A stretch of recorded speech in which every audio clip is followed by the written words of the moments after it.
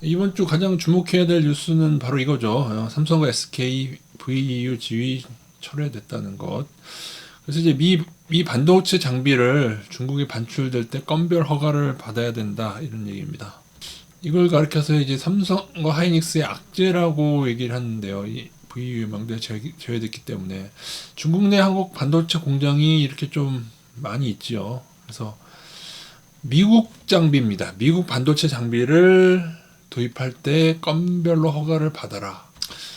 근데 지금 지난 목금에 반도체 장비 중에서 오른 애들이 많이 있죠. 저희가 포트폴리오에 있는 PSK도 그렇고 GST도 그렇고.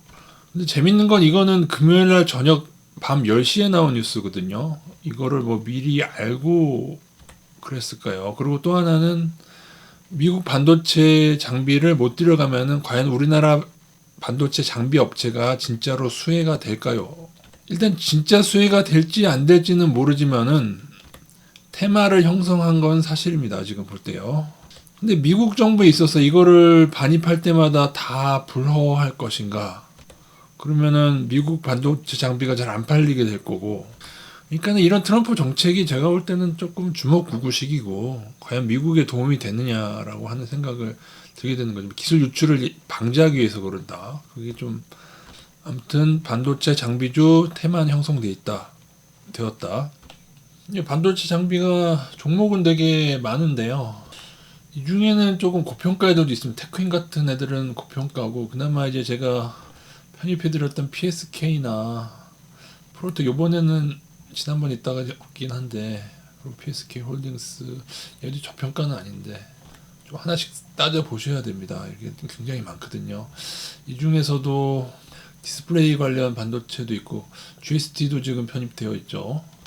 장비의 대장주는 유진테크랑 한미반도체 정도가 될 텐데 걔네들은 좀 저평가도 아니고 어떻게 보면 약간 고평가로 볼 수도 있습니다.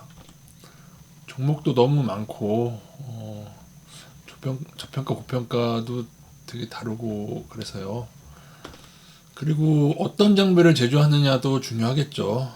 예전부터 언급을 많이 드렸던 애들이 있긴 있죠. 한양이엔지. 근데 제가 이거를 좀 놓쳤었죠. 그리고 지금 원익 IPS 원익 계열도 지금 급등을 하고 있고 SFA는 작년에 좀 실적이 안 좋긴 했는데 이게 좀 실적이 희한한 게 작년에 안 좋았거든요. 작년에 영업이익 적자였고 그런데 작년 1분 작년 반기에는 또 좋았단 말이에요.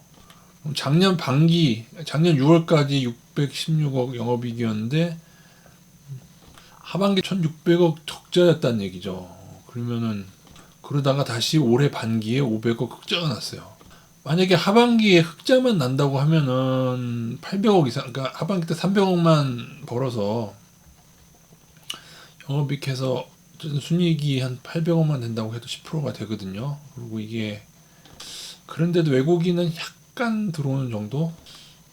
그에 비해서 PSK는 지난 며칠 동안 근데 이게 좀 설명이 안 되는 게 발표는 금요일 밤에 있는데 뭐 미리 안 외국인들이 샀다? 글쎄요. 그거 미리 알았을 거면은 훨씬 더 미리 알고 이렇게 더 많이 들어와 있어야 되지 않을까요? 기관도 이렇게 들어오면서 이게 뉴스 직전에 이미 좀 이렇게 됐다는 게 조금 GST 같은 경우도 외국인이 좀 들어와 있고요. 원익 계열도 좀 약하긴 하다.